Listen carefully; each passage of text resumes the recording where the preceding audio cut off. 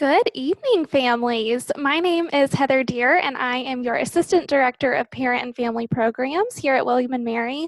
Welcome back to our family webinar series. This webinar series is designed to teach you about the student experience at William & Mary and transitions that your student might be experiencing as they get ready to join us in the fall. I'm very excited today because our presentation is going to be over academic advising and course registration at William & Mary. We have a couple experts who will join us. Before we get started, I want to let you know how we ask questions during our webinars. You can use the Q&A function here in Zoom. You will find that at the bottom of your screen labeled Q&A. You can ask questions throughout the presentation, and there will be plenty of time for us to get to your questions at the end. I will serve as the moderator and ask as many questions as we have time for, so if you have those questions that you've been dying to ask, now is the time to ask them. At this time, I'm going to go ahead and turn it over to our wonderful presenters who are experts in the field of academic advising and course registration at William & Mary.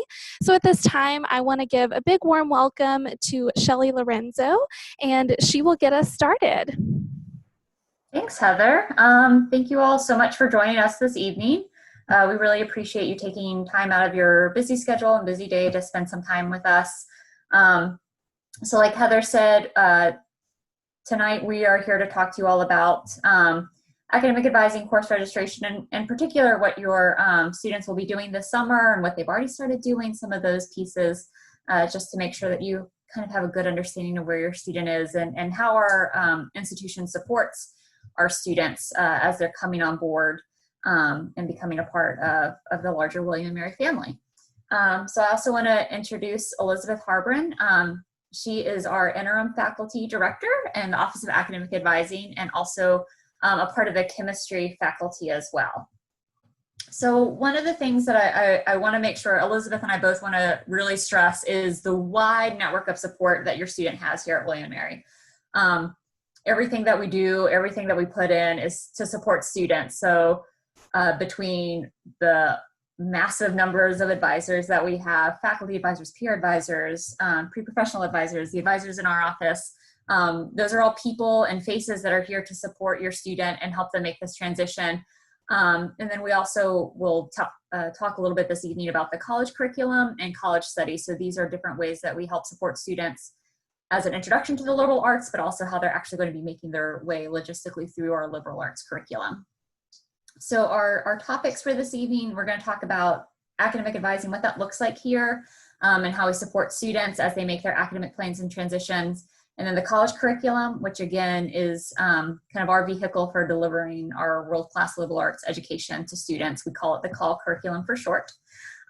College studies, which is our online short course for students to help prepare them for registration. There's two different parts. Part one is really focused on the academic advising, academic planning piece, and then part two is more focused on helping students to get acquainted with the variety of resources we have to support students during their time here. And then lastly, and probably most top of mind for our incoming students, is course registration and what does that look like and how do we set that up for them. So again, the focus really is on our students and all the different folks we have in place to support students, between our faculty advisors, the folks that work in the Office of Academic Advising.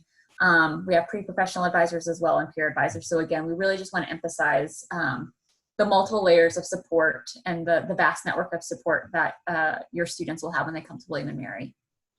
So we have a faculty advisor model here at William & Mary. So all of our incoming students are matched to what we call a pre-major advisor. So that's a faculty member that provides advising support before students officially declare their major.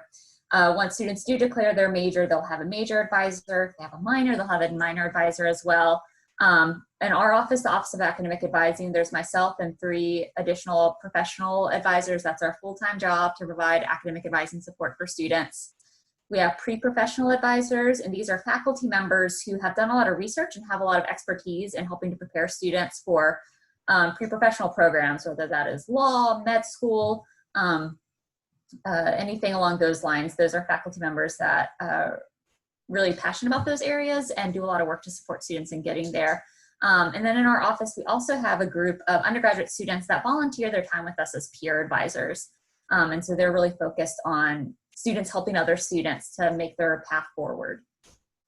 The peer advisors, like I mentioned, they are current undergraduate students who volunteer their time to help incoming students navigate academic life. We know that the first semester can be really challenging for students in particular, and so we want to provide that additional support for them. They also act as the teaching assistants for college studies, which is our online short course to prepare students for course registration and for classes in the fall. They support and provide feedback for students when they're getting ready to make their initial course registration, and are just available on standby to help students throughout their first year. A little bit about your student's faculty advisor. So all of our incoming students are assigned a faculty advisor. Your students should have received what's called the new student inventory, and they fill that out, send it in. One of the questions we ask in that new student inventory is, what majors do you think you're interested in? Do you think you're pre-med, pre-law, pre-business, anything like that we should know about? We use that information, we actually funnel it into an algorithm to help match our incoming students with a faculty advisor that is in one of those areas in which your student is interested. So we really try very, very hard. It's an enormous job behind the scenes, but Shelley and the advising team do a fantastic job of that matching process. And we match up each incoming student with a faculty advisor. So typically the first in-person meeting happens the Monday before classes start. So this is just after the students have moved in. And we have a meeting between the student and the faculty member. And at that first meeting, it's exciting because the students are excited, faculty are excited to meet them. And they cover a lot of ground, everything to how is your transition to college going? What is dorm life like? And then getting to know the student a little more just as a whole person. What are your interests? What are your passions? What do you want to get out of your William & Mary experience? So we start by really getting to know the student and then progress on to, okay, well, how do those interests and passions and ideas about possible majors and careers translate into what should you take this fall? What's a good idea? What's getting overloaded? What's too underloaded? And so we really work with our advisees to make sure they have a balanced schedule that is neither too easy nor too difficult, and trying to just hit that right balance of challenge and also getting them breadth throughout the curriculum that we have, as well as getting them started in potential majors. So that's that very first meeting that happens in August. There are 3 required meetings during the first year. So we'll have another meeting, usually sometime in October, depending on the schedule that semester, to just check in, see how classes are going. Did we nail the schedule? Are you loving your classes? If not, what would you change? And then at that time, start making plans for spring of the freshman year and what classes the students might register for at that time. And then we'll have another meeting during the spring semester to talk about fall of the sophomore year. So those are 3 mandated meetings that all students must do. Our registrar's office helps us support students by putting a PIN code on the registration. So students have to meet with their advisor to get that PIN in order to register. And that's just a mechanism we use to make sure that students are making those connections with their advisors.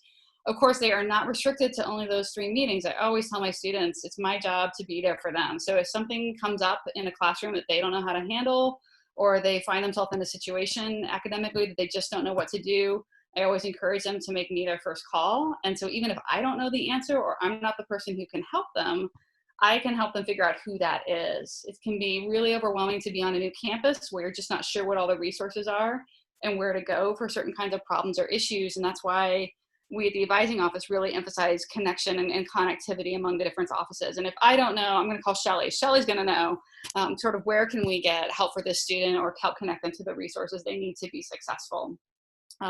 So that's really what our faculty advising program is all about. And I like to think of it as really just a hallmark, probably of one of the reasons that you all chose William & Mary, which is the close student-faculty interactions. And so in my faculty life, these interactions happen in my classroom, they happen in the lab classes I teach, they happen in my research lab where I work with undergraduates doing research, but then they also happen in my office during advising. And so it's just another facet of something that we really pride ourselves on at William & Mary, which is that student-faculty interaction and connection. All right, we're gonna move on and talk a little bit about the college curriculum. I think all of the schools that you are looking at probably have some sort of general education or liberal arts curriculum that is these series of foundational courses that all students are required to take. Like Shelley mentioned, we call ours the COLL for short. We're going to be starting our 6th year of the COLL in the fall. So in faculty time, which can be sort of like dinosaur time, that still makes it a very new curriculum in our mind, and we're very excited about it. I'm going to go on here and tell you a little bit about what you can expect in the COLL. This graphic just summarizes very, very briefly these courses. All the requirements you'll see have the prefix COLL, COLL, but they can be in any department. All right, so don't let that throw you off. That just means that they are classes that count for the COLL curriculum. And rather than being a gen ed curriculum that focuses on specific disciplines, say take 3 history classes and 2 math classes or something like that, we really focus in our curriculum on liberal arts skills like critical thinking, writing, communication, and then connections between disciplines, which is one of the reasons why the faculty are really excited about this curriculum, because it pushes us to connect our disciplines to others that our students are also studying. And rather than just read you all the classes here, I think we'll go on and go through them a little bit, kind of one by one or by the different levels. So typically, the freshman year has 2 COLL courses that all the students are going to take.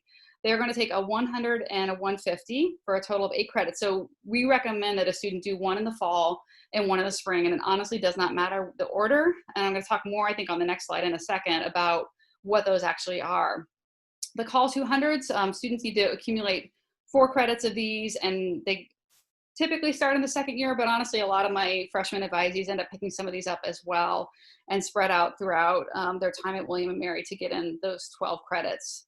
COLL 300 is typically something that happens in the 3rd year. You kind of get the sense of how this is going. The COLL 400 is something that happens in the 4th year, and each of those is just a 3-credit experience.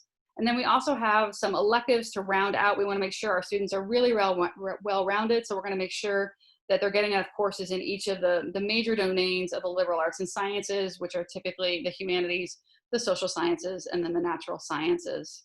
We also have proficiency requirements in foreign language, arts, and math. And the proficiency, that's an area where if you're coming in with AP credit or some transfer credit, maybe some dual enrollment, those can definitely help you out in those proficiencies.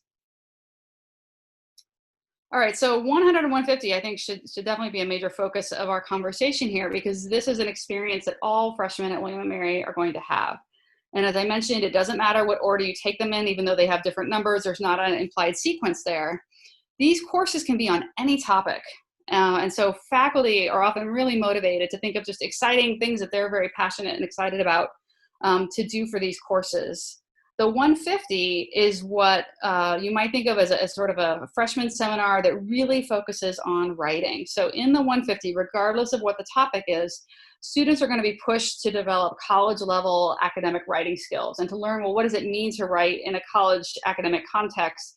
How is that different from the writing that I did in high school? They're also going to be connected with resources in our libraries. Most of the 150s have a librarian come in and do a class or 2 and talk about research skills. How do you find the information? How do you vet that information?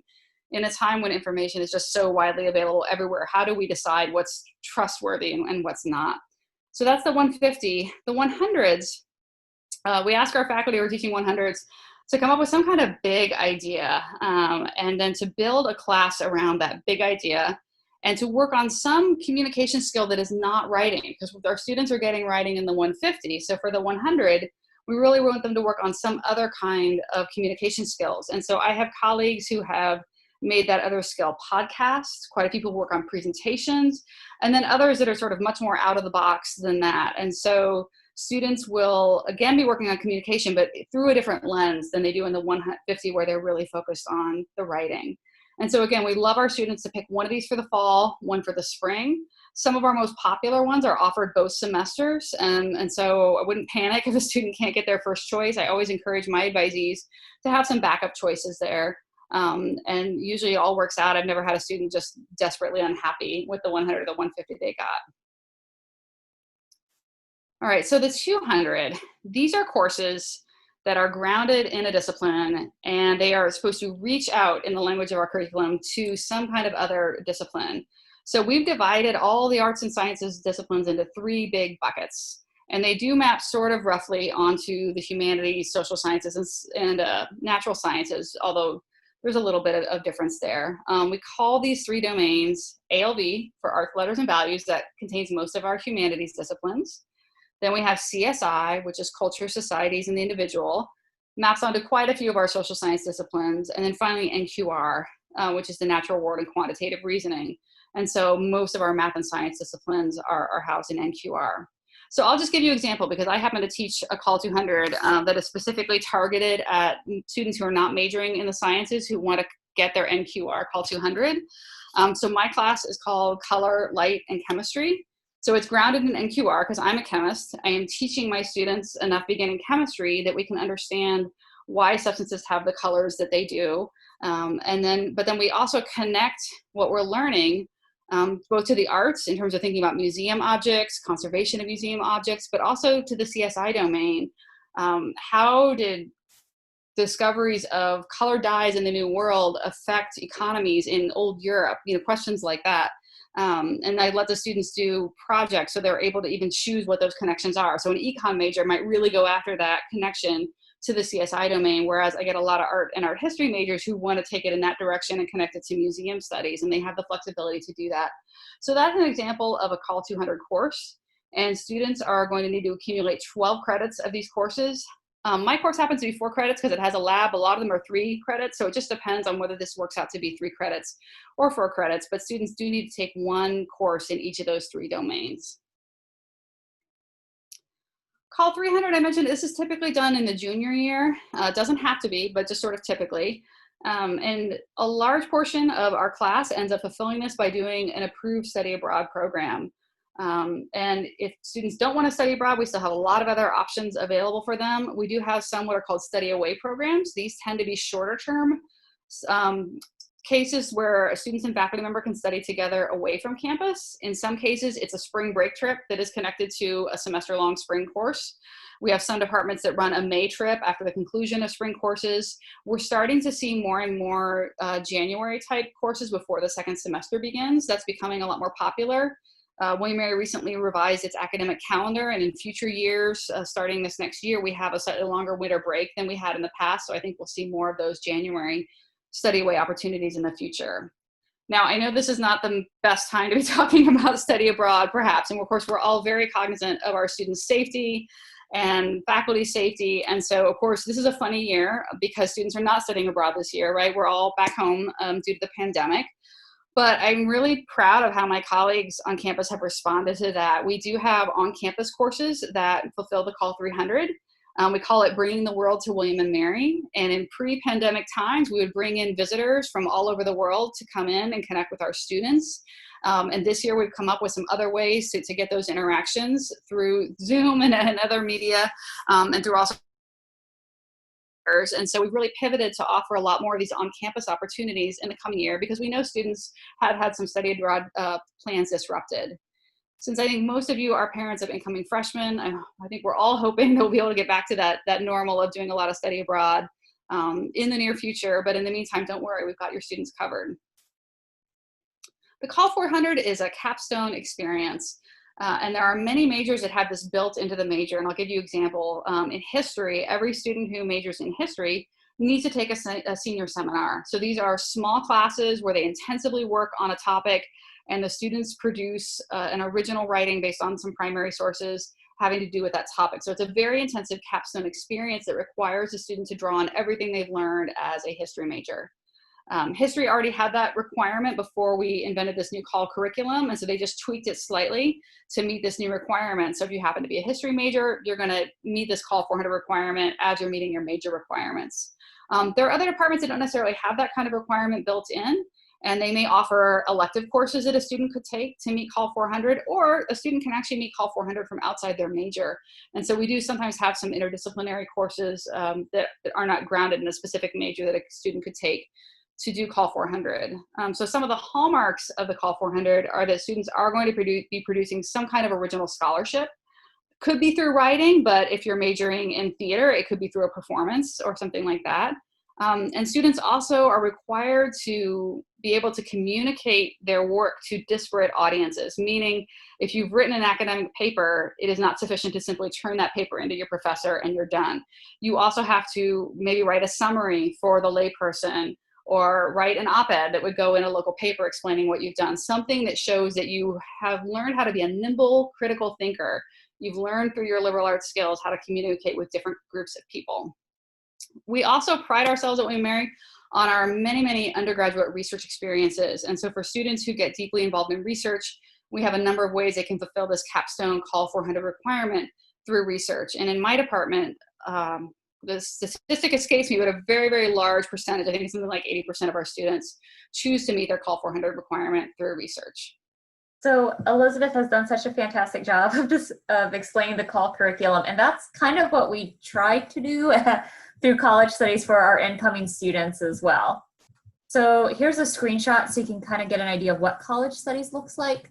So college studies is our online short course, which is designed to introduce students to two parts. Part one is all about academic advising and planning. So we start out really macro. What is the liberal arts? What does the liberal arts look like at William and Mary? What's the COLL curriculum? All the way down to very specific, how do you use the system to register for courses, that sort of thing. Part two focuses on how to find and utilize information. So again, when students step into the classroom, we want to make sure they understand the wide variety of materials they have available to them. With college studies for our incoming transfer students, they've already been in and working through college studies. For our incoming freshmen, they will get access to this next week. So starting next week, they'll be able to log on to college studies and start working through it that way. As I mentioned, our peer advisors, they act as our teaching assistants for this class, for part one in particular. So the students aren't going through this alone. They have a student that's there with them, working through them. There are assignments as part of the short course. We want students to really think about what courses they want to take. Like Elizabeth mentioned, as a faculty advisor, a lot of times students need to think through, maybe they really want that one particular COLL 100, but if it's not available, let's come up with options and that sort of thing. So those are the sorts of things our peer advisors help students as they go through this short course. So again, for our transfer students, they're wrapping up part one now, and for our incoming freshmen, they will get access to the course starting on Monday. To explain a little bit of our timeline, we have kind of a two-part process for students to register for their fall courses. So like I mentioned, they will start out going through college studies to learn about the curriculum, to learn how to utilize our tools for academic planning and registration. They have those peer advisors to provide that support for them. And for our incoming freshmen, they can, for our incoming transfers, they can register for up to 11 credit hours. For our incoming freshmen, they can register for up to 8 credit hours. Again, that's all spelled out for them in college studies. And if they have questions, we encourage them to touch base with their peer advisor. When they come for orientation in August, they will have the opportunity to meet with that faculty advisor, and they'll have a registration window where they can kind of hopefully wrap up all those loose ends.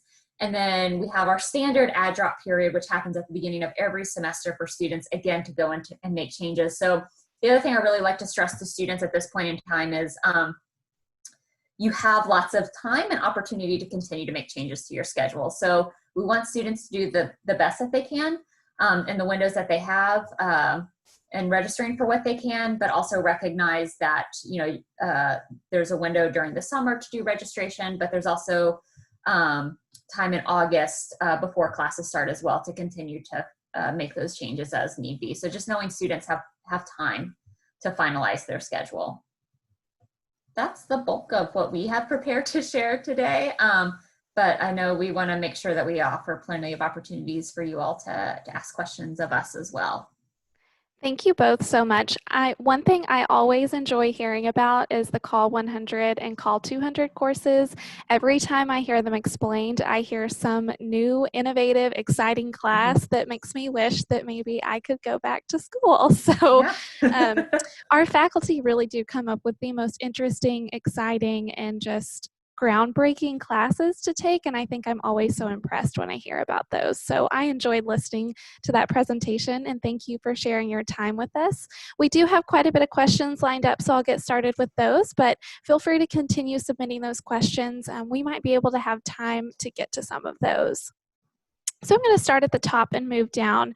For students who may be interested in taking placement tests, do they need to take placement tests? Is that something that William and Mary accepts? So placement, so we have some of our own internal placement tests. So for example, with our foreign language courses, there's a foreign language placement exam, which helps students, helps faculty to identify where students are in their progress for the language, and then lets them know what would be the appropriate next course to sign up for as far as language progression goes.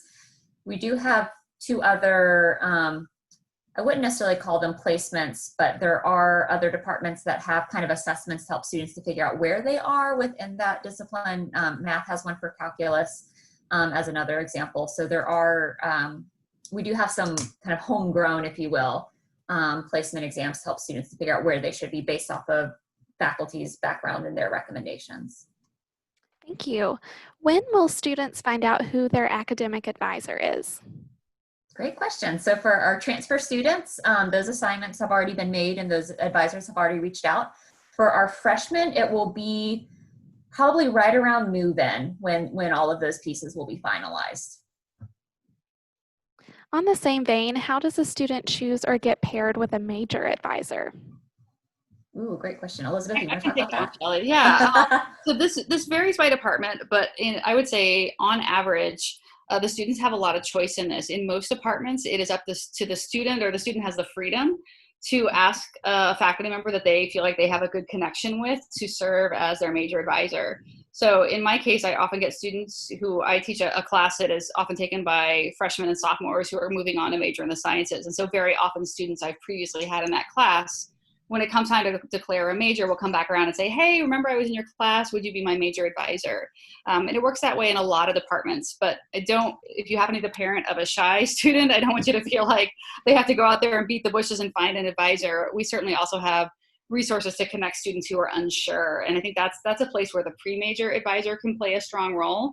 If I have a student who knows they want to major in something other than chemistry, but they're just really, shy about reaching out or unsure of a faculty member they should reach out to, I can pick up the phone and make a call and say, hey, I've got a student, what do you think? And help them navigate that placement. Kind of in the same vein, again, when do students declare a major? That's another good question. On credit hours, right? And so I don't have the catalog in front of me, but you have to have, I think, at least 39, is it, Shelley, credits to declare. And you have to declare by the time you hit 54. Does that sound right? Yes. Yep. We do have some exceptions, though, for incoming freshmen who come in with a whole lot of AP or dual enrollment or IB type credits, because I know there are probably some families out there who are thinking, well, wait, my student already has 50 credits, they're going to be transferring in. We do get a handful of those students every year. And for them, we don't make them declare right away, even though they might have enough credits to do so. I think we usually give them till sometime during about fall of the sophomore year to make that declaration. And so we're not going to force anyone to declare the minute they set foot on campus, even if they're coming in with a large number of credits. We want everyone to have a chance to explore the liberal arts, to explore the things they think they're interested in majoring in before they have to make that decision. Thank you. Another question, I see this a few times. Can we go over again when students can expect to register for their courses and who can assist them in determining what courses they should register for? Sure. So for our incoming transfer students, they will actually start registration on Thursday. And then for our incoming freshman students, it'll take place starting in mid-July.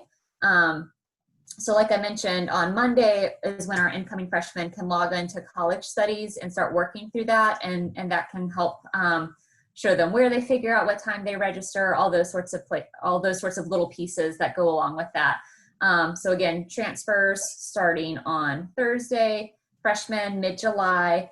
All students will have an opportunity to work on their schedule over orientation as well. They'll meet with their pre-major advisor, get some feedback, finalize their schedule, and then they'll have the add drop window, which starts from the Tuesday before classes to the second Friday of the semester. So plenty of opportunities for students to get in there. As far as helping them, their peer advisor, who's the teaching assistant for college studies, is there and willing and ready to help them. They're available as a resource.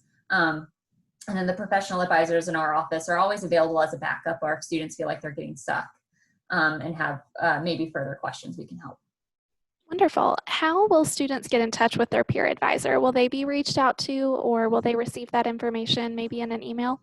Yes. So the peer advisors will reach out to their students. So the way we have it set up is peer advisors have their own groups of students that they work with. And so they send out an email to introduce themselves and explain how they're available to support them. So again, that will start rolling out next week for our freshmen.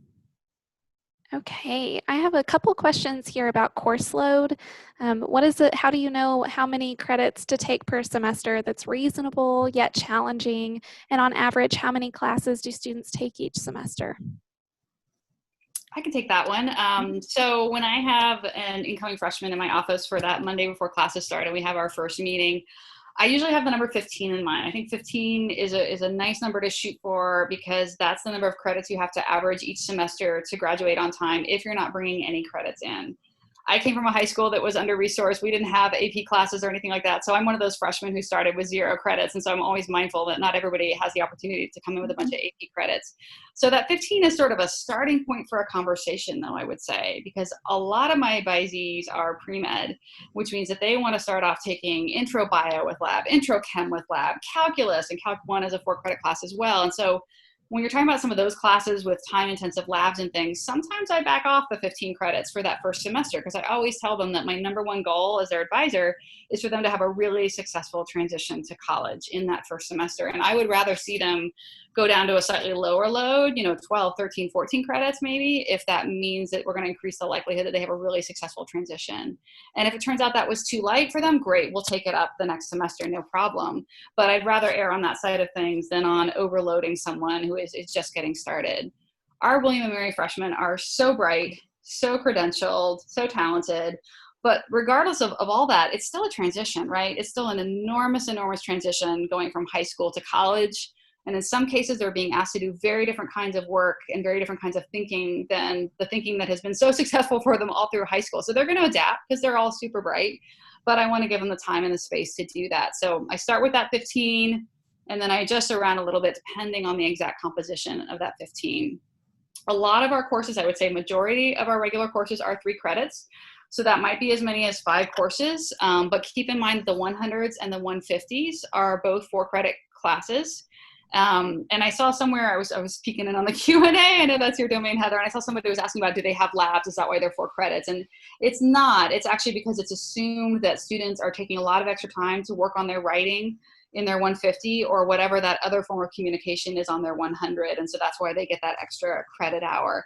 And so I want to take that into account as well as we're thinking about this magic number, because you might have a mixture of 3-credit and 4-credit classes. It's not going to always end up being exactly 5 3-credit classes, right? So it might be a smaller number. So I'm really looking at that 12 to 16 credit window, I would say, for most of my incoming freshmen. We have some questions about the COLL 100, COLL 150 courses in terms of what is the typical class size for these courses, and maybe a few examples of topics that have been offered either this year or in previous years. So the 100s are larger, and so most of them are going to be capped at a max of 25. Some faculty end up capping them smaller just out of their own personal preference or having to do with the kinds of activities that they want to do. The 150s are smaller, and they are usually capped at 15, 16, somewhere in that neighborhood. And again, you might have a few that are slightly larger, and you might also find some that are a little bit smaller. And pretty much every department on campus offers these. And one of the really exciting things about the liberal arts, I think, is the way that as a student, you can just accidentally discover a whole new discipline through your 100 or 150. I've had a lot of former advisees go on to major in subjects like geology or philosophy that they never had the opportunity to study in high school. And how did they find them? They took a 100 or a 150. And both of those departments offer huge numbers of 100s and 150s that are really popular. And pretty much every department has got several. Now, Shelley, I got to come up with some names to try to think of some off the top of my head. That's what I was thinking. I was like, let me see if I can pull them up to see what we're on. Shelley can pull up the course schedule and give it a few names. Oh. I know there's one called Meditation in the Mind that I've had quite a few students take. That's a COLL 100. Mm-hmm. And then one of our really popular 150s that is very popular for a lot of our pre-med students is called Emerging Diseases. You can believe that one, was That's been really popular. Really popular, especially nowadays, right? That class knew about the pandemic before any of the rest of us because they were already talking about it. They did. There's one on voodoo worlds. There's culture of Arab food, looting antiquity, one on Tolkien and his circle, ethics for aliens. There's one part of me wants to just see the syllabus for this one because I would love to look at the reading list. There's one on just YA literature, so young adult literature. Canadian politics. So yeah, just a wide variety. I think kind of similar to what Heather was saying earlier, I think what's kind of fun about seeing the different course listings is looking at what faculty are coming up with for the 100 and 150s. And, you know, if we didn't have to maintain those class sizes to make sure it's effective for the students, I would love to sit in on some. Oh, definitely. We have a few questions. How do students see a full listing of what classes are available, and how can they navigate creating maybe alternate schedules? Sure. If they have their top picks and maybe they want a few other picks, how do they navigate finding those classes and building alternate schedules? Great question. So that's something that the peer advisors will go over with them in college studies. And so that's, like I said, we want them to understand the liberal arts. We want them to understand the COLL curriculum, but we also want them to understand the tools that they need to be successful here. And so looking at the course list, right, is a very easy one. If you're curious, courselist.wm.edu is the website where you can go and look up courses and see it'll default to summer. But you can select fall 2020 and look and see what the course options are there. Thanks, Heather. So again, that's a place if you're curious or you just want to snoop around a little bit, that's where you can see the courses that will be offered this fall. And again, their peer advisor will kind of help them work through, like Elizabeth was saying, you know, students need to take a 100 or a 150 in their first semester. So let's look at the 100s, let's look at the 150s, and let's maybe come up with 5 different courses that might be of interest.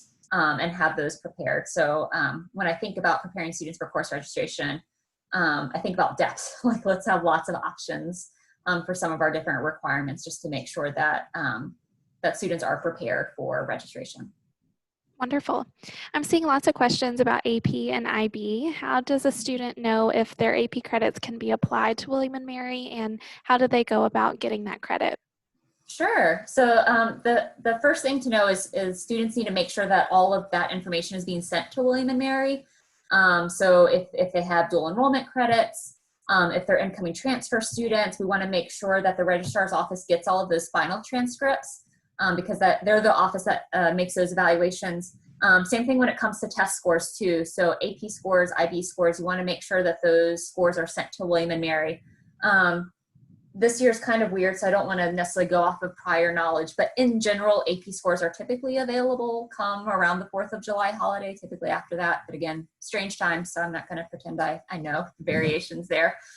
So make sure, number one, make sure all of those things are being sent to William and Mary.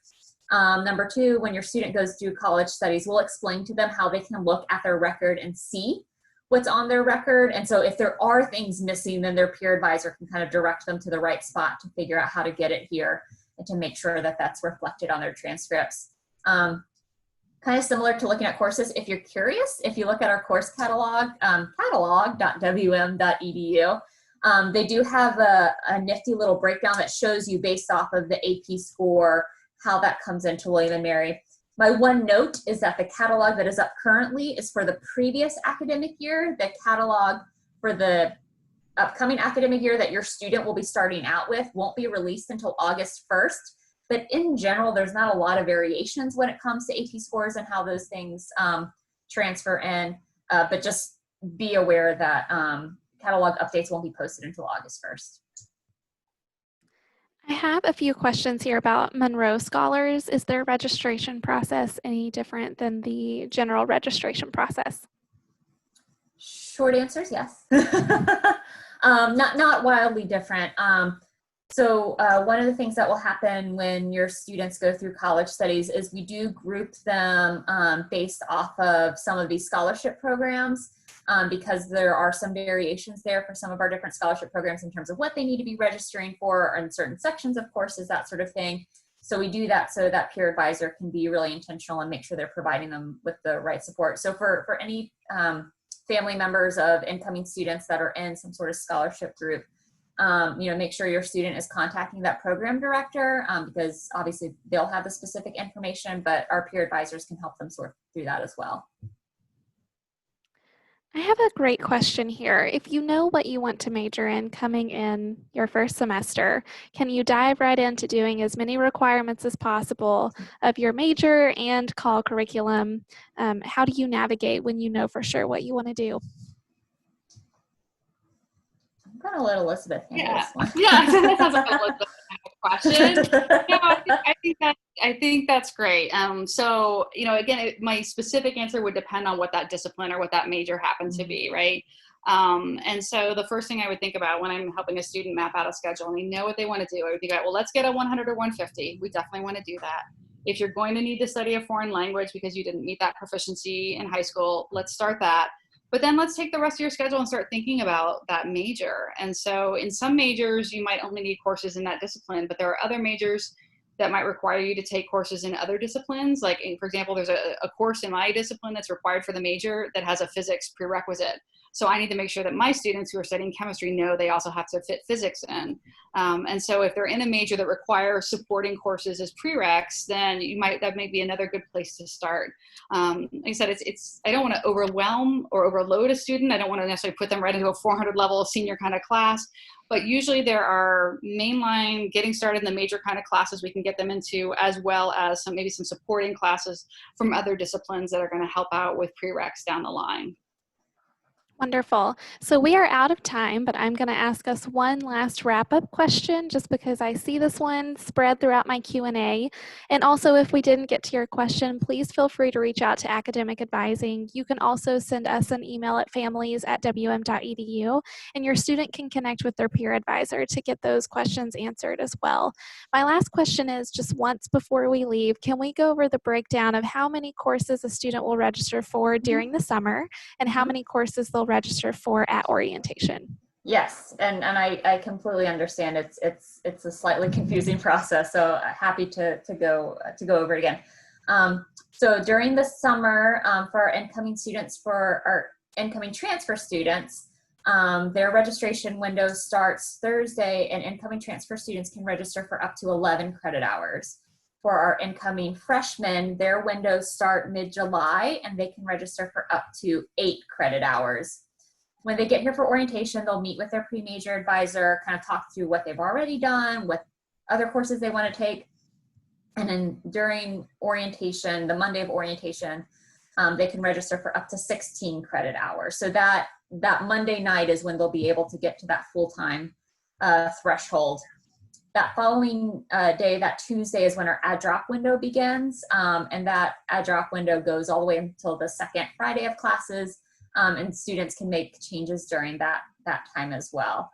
But that's kind of the rough breakdown, clear as mud, right? Yes, that is very helpful. Heather, I just wanted to jump in there and add as well that last year when we had our incoming freshmen register for their 8 credits over the summer, and then we as faculty advisors saw them in the fall, I was really impressed with what my incoming freshmen had chosen. I think the peer advising process worked really well. So I want to assure parents that your students are going to have the support they need to make really good choices for those first couple courses they're registering for in July. I don't think I had a single advisee that I looked at what they had gotten and said, whoa, we got to back that up. That's not appropriate. They made some really fantastic choices, and then it was just a question of padding those out with their additional courses. Wonderful. Well, thank you again both for spending time with us and all the families this evening. Thank you, families, for joining us. I hope that you were able to get some information about what course registration will look like for your student. But with that, we're going to end this evening. Please continue to send us emails if you have any questions, and we will see you on the next one. Good evening.